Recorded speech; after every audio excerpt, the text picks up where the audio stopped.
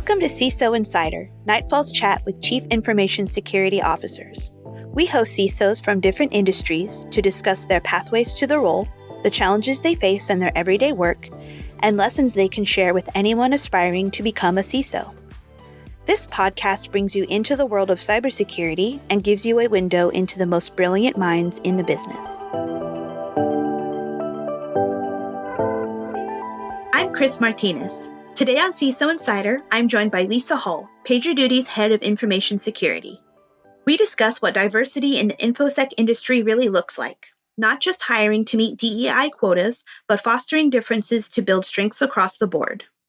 Diversity in thought and background among her staff is a major goal for team building, and it leads to greater diversity in the work they do at PagerDuty. Other ideas we chat about today include why leaders should make and maintain connections within the industry, and turning the restrictions of COVID into a positive with recruiting wins, like the ability to expand hiring to a greater pool of candidates and optimize for remote work. Please join me in welcoming Lisa to CISO Insider. I'm here today with Lisa Hall from PagerDuty. Lisa, thank you so much for joining us on CISO Insider. Thanks for having me. First, we're going to get into some questions about data security fundamentals. How does governance, risk, and compliance play a role in your work as an infosec leader? I think when it comes to GRC, I generally think of it as a functional area of a holistic security program. So it's just like one more leg of a security program, and it's different for each company. Here at PagerDuty, I usually describe compliance in that world as more of a lever that we can use to get things done. We have a compliance program, we have application or product security, and operational or infrastructure security as our three sort of tiers.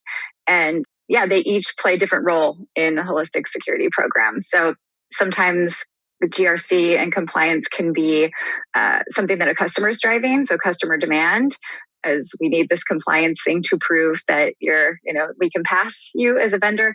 Sometimes we use it just for customer confidence and industry confidence overall, like someone else is checking us besides ourselves, which is always good.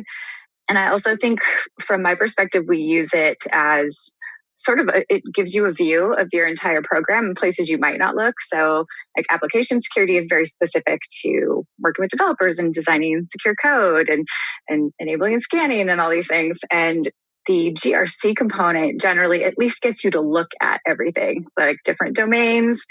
So if you didn't have a focus area, you can at least put eyes on it and say, oh, we should maybe look at BCP, or I didn't think about physical security because I'm in the cloud. Maybe I should see if I'm, a little bit mature on this level. So that's generally how I look at it. It's just another player in the overall security game.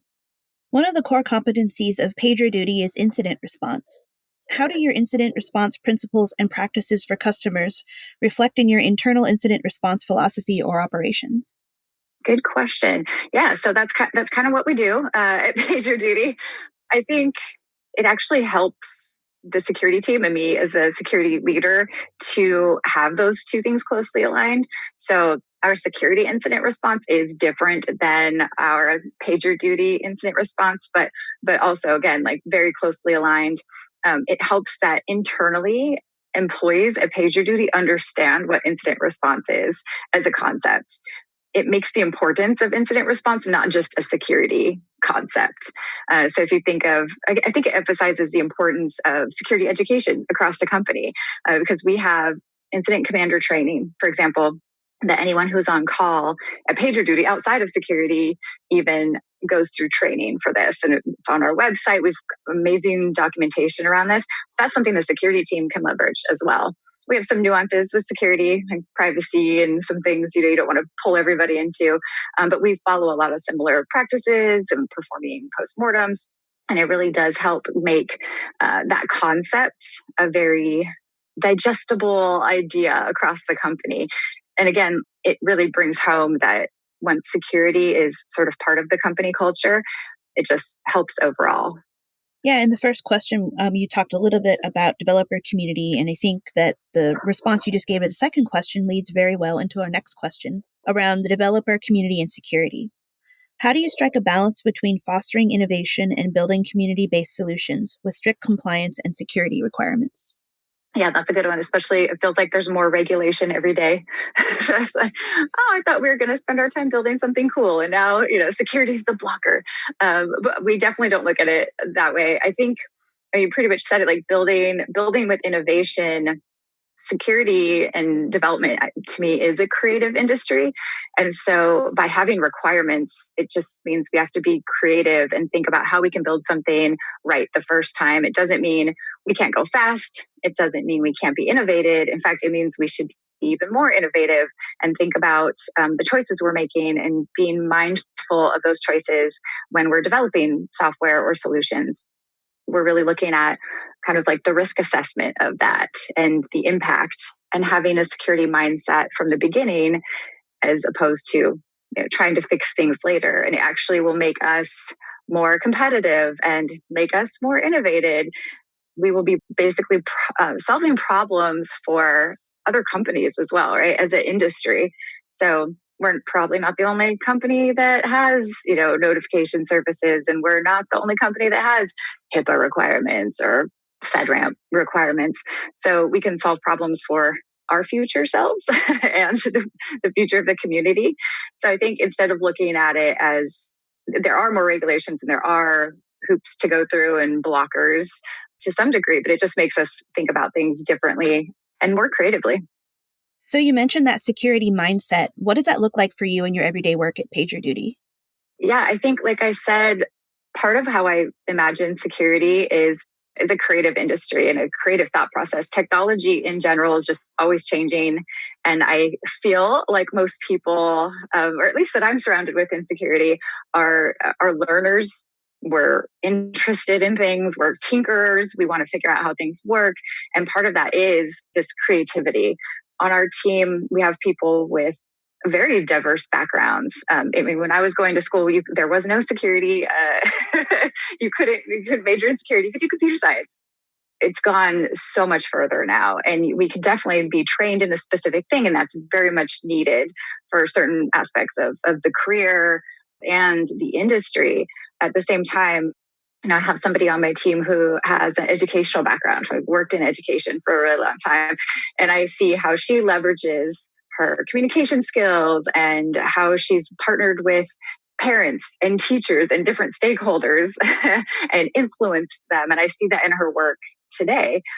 I have somebody on our team who came up through customer support, right? A very like customer mindset, thinking about solving problems differently or asking different questions, where maybe someone who's been like coding for 10 years and just like, I just want to stick to that. Are they going to think about solving problems differently, where maybe someone else is thinking, okay, what's it going to feel like for the customer? What are we going to say to the customer?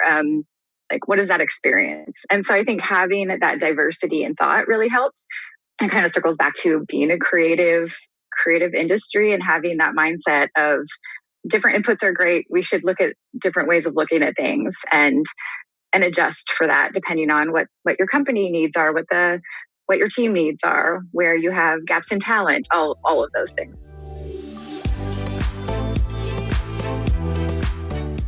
As we're coming out of the pandemic, what is the number one learning you and your team gained about infosec, and how are you looking to apply that learning going forward? That's perfect with what I was just talking about. I really think adaptability is the main thing I learned, which we did really well at PagerDuty. And I kind of already considered myself pretty adaptable just in life in general. But I think that is one of the biggest things we learned, because things changed quickly. And again, technology changes quickly, and we have to be able to adjust for change, have empathy, look at things from other people's perspectives and not just our own, and say, "Oh, I'm having a bad day," but how's my team doing? How's everyone feeling? What can I do just to be an empathetic leader? And how can I adapt and adjust, not just myself, but our processes internally? What really matters? Is it, making sure we're checked in at 9 a.m. Or is it, are we delivering a thing? Like, what actually matters? Is it partially that in our emotional health? So I think it really did get us to look at all of those things and think about our people. be able to adjust those things like, oh, that worked yesterday. Well, now it has changed. We are onto something else today. In our previous conversations, you mentioned that your team is mostly women, which is amazing. Can you talk about how you built that team and what you're doing to retain the essential people in these roles? Yeah, definitely. Security is definitely a hot job market. There's lots of roles open. I think there's several things. So people generally do want to work where they feel accepted and appreciated, and part of that, at least at this point in our team, is it pretty much speaks for itself. Yes, we are majority women. We are a very diverse team. So just people seeing that, it's kind of like seeing one of my first jobs was working as an executive assistant for a CISO, and just seeing a woman CISO was so cool at that time. And so this is very similar. It's like, oh, people can see other people like them and work in a team that is diverse, or there's people that they can relate to. And I think part of that brings some genuine connections that really focuses on, well, we all, I can't retire yet. We all are working a job probably because, we're going to have to work. But it's also nice if you can work for a team and a company that you appreciate, and a manager that appreciates you, and you feel valued, and that you can contribute to some overall good or cool thing you're building. So yeah, part of that is really just building that, calling out when you see something that doesn't look right. Like, oh, I'm seeing a lot of candidates through the pipeline that look very similar. What can we do to fix this? For me, I also believe in being a very active participant in recruiting. We have an amazing recruiting team here at PagerDuty, but I feel like it's part of my job to participate. I've had much more success, building my pipeline of peers, and security is we have a really good community despite despite some of the bad parts of it. I think we do still have a really tight knit community, and building that pipeline, building those networks. I don't think we put enough emphasis on how important that is. So I spend a good amount of time just, making connections with people, or doing what we're doing now and chatting. I think it's really great to meet other people in industry that are interested in security. And, if I'm recruiting for a role, I have much more success with me reaching out to someone on LinkedIn and being like, hey, I'm part of the security team here and we're hiring. Like, here's the cool stuff we're doing. I don't know, it seems like a match, as opposed to a cold call from a recruiter. I don't even know if anybody checks LinkedIn inboxes anymore for that. Or it's a harder sell, no matter how great your recruiting team is. So I think it really is being that face of the team you want to build, and putting yourself out there and representing. And looking in unique places. So not having to go through, like, I don't know, traditional routes, or maybe a company that always goes to one school to recruit from for interns. Or, like I said, we have people on our team with different backgrounds. Like, not everyone has a CS degree. So being open to that. How can we as InfoSec professionals support and maintain equitable and inclusive environments that provide more places at the table for people who want to work in this field? I think part of it, again, is building up that community and that network. Again, calling things out when you see them. Something doesn't feel right or isn't looking right. Bring it up, trying to fix it. Not just being like, oh, this is just what we do. Recruiter recruits. And well, these are the only candidates I have to pick from. And like, go fix it. Go do a thing. Get involved. Be that person. I also believe raising people up. So providing opportunity for people. We have people in our company who've come into security from IT, customer support. We have somebody with the audit background. Again, we had somebody with an education background who just got interested in security. So really leveraging that, recognizing diversity and talent, and that everybody has a unique skill set. So none of us hopefully are exactly the same, and we should pay attention to the awesome things that are different about ourselves. And also just understanding that everyone doesn't always want the same thing. So like, listen to your people, see what they're interested in. At some people, you're like, oh yeah, I really want to be a manager. And some people are like, nope, I never want to manage people ever. Like, listening to that and seeing, I don't know, just where you can leverage people's talent. We have someone on our team who's really interested in getting more technical, even though she's very technical. Like this thought that I'm just in this non-technical role. And like she could run our pen test, she could run our vulnerability scans. It's like really allowing people opportunity to do that. And we're diverse in the work that we do, even though we have groups like we have compliance and we have product security and we have infrastructure security. If someone's interested in a thing, yes, go learn it. Like, we definitely want people to learn as much as they can. We do shadowing, we do reverse shadowing. We're really big on mentorship, and also just being in an environment where it's okay to not know everything. I think really helps a lot too. It's like, oh yeah, we're all starting from different places and we all have different experience. Like, I don't know every single thing, but hopefully I surround myself with smart people and learn every day.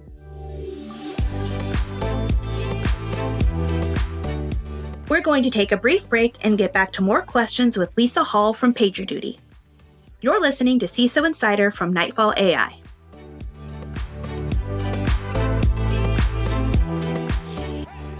Nightfall DLP is the industry's first cloud-native data loss prevention solution designed for high-growth companies securing sensitive data across cloud apps like Slack, GitHub, and Google Drive.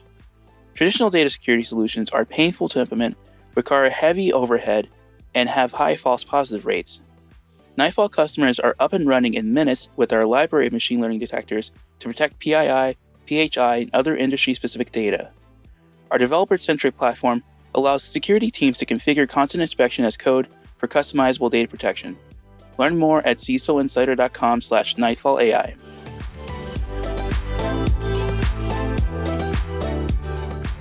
So we've seen in the news about how the pandemic has harmed women in the workplace.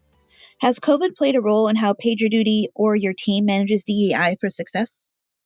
Overall, I think PagerDuty, we're pretty diverse in like geographically diverse to begin with. So we didn't run into too much along that line. I think the good thing that COVID opened up for us is hiring more remote friendly, which we already did a little bit, but it's opened up so much opportunity to hire people who aren't from traditional areas that we would hire from. So we have an office in Toronto and San Francisco, and that was kind of where our base is for hiring. And now it just opens up the opportunity to hire people who don't necessarily live in a big city, or maybe, aren't going to major conferences. I also really appreciate that we're doing so much virtually now. So if you couldn't afford to fly to Vegas once a year, or data security, there's all these things that you can just go to virtually. You don't have to come to San Francisco. A lot of these are conferences and networking events are opening up to be either low fee or no or free for virtual events, which I think is great. So it's definitely an upside of us all being trapped at home and not being able to travel. So I think PagerDuty as well, we've really latched onto that and said, this is a great opportunity to expand where we're hiring and give people opportunity to where before it was like, oh, nope, you have to fly here. You have to be able to get a hotel. If you're a caretaker, hope you got a babysitter or somebody to take care of your parents or whomever, or your puppy. So now we can do all those things and still have our lives. Work doesn't have to be all encompassing. We can fit it into our regular lives too. When you define each pillar of DEI in your everyday work with your team, what do those words actually look like in practice? That's a good one. I think I'll just go back to recognizing that each person is different, really, and knowing where people's skill set is, what they excel at, where they want to learn, and how to give them opportunities. So, like I said, we had somebody who was in customer support come over to our team. And so instead of saying, oh, that person's just answering customer questions and is not part of the security team, we looked to opportunity where we were already working with customer support for, let's say, secure disclosures or something that comes from externally to the security team. It was a great opportunity to leverage a role and someone's skill set and apply it to the actual internal security team. I think there's opportunity for that. And that's part of diversity and inclusion, is just recognizing that everybody has different backgrounds and focus areas, and how can I give them opportunity to learn and contribute to the team. What does a diverse team actually look like at PagerDuty? Well, come on over to the office. No. Come hang out with us. I think diversity is just, it means so many things, right? So it means diverse in thought, in background, in your life, where you grew up. All of these things contribute to a diverse team. like I said, our team is majority women, which is not super common in security. But there's so many other ways to be diverse.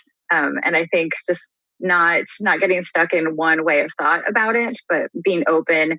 And so, like what I said earlier too, just recognizing when things don't seem right. Like, oh, if I'm recruiting and I'm not, I'm talking to people who have very similar thought process. I want to talk to more people. Doesn't mean I'm going to hire anyone in particular. It just means I want to hear some other opinions. So like if we're talking about building something new or making a change in the team or what we're working on, I want to hear different opinions. I want to be challenged. I want to know what people think. No bad thoughts, just that diversity in thought, I think is probably one of the most important things that or at least that I look for when I'm talking to people. Who gets the opportunities and chances for advancement in challenging projects? Luckily, we are, and I know this can't be every company necessarily, but we are a small enough team where there's always something to do and there's opportunity. It's really the people who want to take it on our team. If someone is willing to learn a thing, like, yes, please. You want to run the pen test? Yes, go for it. You want to learn how to perform a scan? Yes. Again, we do shadowing and reverse shadowing a lot. So if someone is interested in like compliance, or what happens with a SOC audit? Like, we are more than happy to have people come learn, sit in. Security is interesting because there's a lot of crossover. There are certain things that are very compliance or very AppSec, but there is enough crossover where the team can really benefit from learning different aspects of security. So even outside of the team, I think if someone's interested in security, find the thing you like, because I think that's really a driver. Sometimes you don't know, but you just have to experiment and see what kind of security things you like. And especially if you're outside of the team, but just jumping in and learning. So I try to give people opportunity where, of course, there's always things that just have to be done. Like, we can't just choose all the shiny projects, but yeah, definitely opening that up, not siloing, not gatekeeping. Like, oh, I'm the only person who can know about this thing. Nope. not how we roll in this too. Like, oh, everybody, no single points of failure. Everyone can learn something. How does inclusion factor into each role and the work the team is responsible for? I think that does go back to, mostly transparency. I think like inclusion overall really is including everyone in what we're doing, like none of the siloing or trying to stay away from that. We try to stick to a pretty good balance of like senior engineers to junior engineers and really foster mentoring, asking questions, being wrong, being able to ask if you don't know a thing. I do that. And yeah, fostering inclusion and just, I think that helps because it really does build the trust in the team. The transparency, probably sometimes too transparent about everything. Like, no, I'm a real person. All your coworkers are real people, and we can be open with each other and ask each other questions, and also, just share what we're working on. And that's at least how we approach it here as a good start. But, yep, there's some people that specialize in some things, but mostly everyone can learn what anyone else is doing. What's the biggest challenge you see ahead for achieving high levels of inclusion and equity in the SaaS space? We've made a lot of progress, but we still have a long way to go. Yeah, we definitely have a long way to go. Biggest challenges, I think it's probably just people doing it, like making the right choices and putting out effort. Like from, like I said, from a hiring perspective, yeah, it takes time. Yes, you have to spend time with people and network. And yeah, I could just ask our people team to go recruit and then end up with whomever, and knock on wood, and be like, oh, I hope I get good people. I hope I see diverse candidates. But no, take some responsibility, some accountability, make an effort. And that means action. I think that'll probably be our biggest hurdle, is just non-action on things. Sometimes it's not easy, but you gotta put yourself out there. And sometimes it can be scary to say, I see something wrong and it's no one's fault, but maybe there's a process we should change. Those kind of things. So that would probably be my number one thing.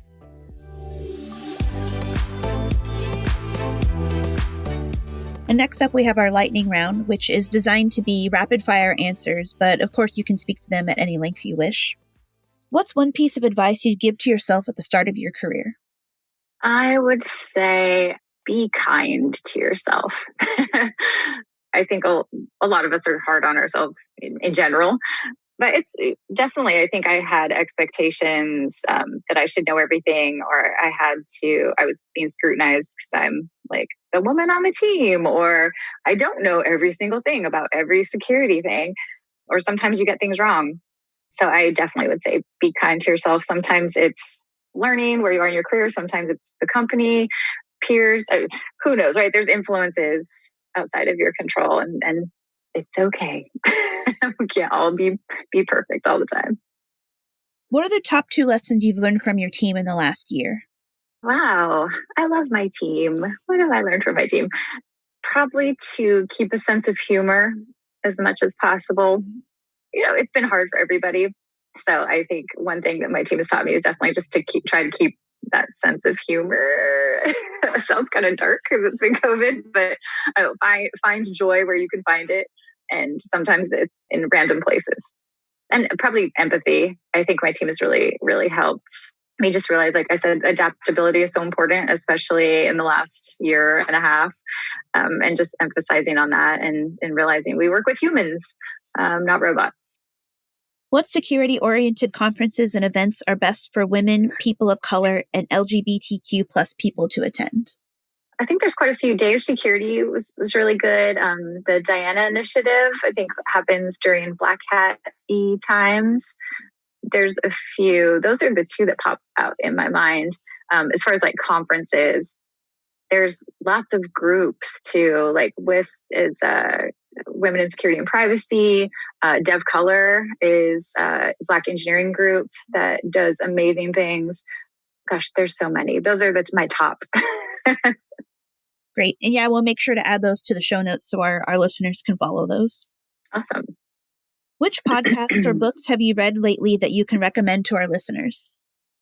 Podcasts, I've been watching or listening to Security Weekly, Risky Biz, and the last book, security book, I think I read was the latest Tribe of Hackers one, which is pretty cool because generally those have different security practitioners speaking. So it's not just one voice. You get to hear from a lot of different people. So those are my tops as of today. What motivates you to get out of bed every day as a security leader? I think the first thing is definitely people. So my team and the company I work for. So I'm very appreciative of where I work, and that has to do a lot with the people. But I do think people generally work for people. So yeah, so my team motivates me. I want to, and the company, I want to make sure we're doing the right thing for our customers and offering secure products and services. And yeah, so I do feel invested. It's like I'm part of PagerDuty, so I want to represent that. Do you have anything you want to share or promote, like your social media profiles, articles you've written, or your team has written, or anything else you want to share with our listeners? If the listeners are interested in more about our team in particular, we did have a panel at Day of Shecurity. So that I believe that's actually on my LinkedIn page. I think it was a really fun panel. First of all, Day of Shecurity was awesome to participate in, and you get to hear from different people, not just me talking. So we had 4 other people on our team. Just talking about how we're a majority women team and how each of us came from different backgrounds and areas to arrive at security, some traditional, some non-traditional. Excellent. Yeah, definitely check the show notes, everyone who's listening, because we're going to have links to that stuff. Lisa, thank you again so much for joining us. Thank you so much. I really appreciate you having me. It was great chatting. Thanks for listening to CISO Insider, a podcast created and sponsored by Nightfall AI, the industry's first cloud-native data loss prevention solution. If you're enjoying the show, please leave us a review and rating on Apple Podcasts. The ratings and reviews help more people find us. Special thanks to Wendell Topper for podcast production support. Learn more about Wendell's work at www.createch.us. That's CREATEK.us. Follow Nightfall on Twitter, Facebook, LinkedIn, and Instagram at Nightfall AI. That's Nightfall AI, and email us at marketing@nightfall.ai with questions, feedback, and suggestions about CISO Insider, including suggestions for CISOs you'd like to hear from. Stay safe out there, and we'll see you again next time.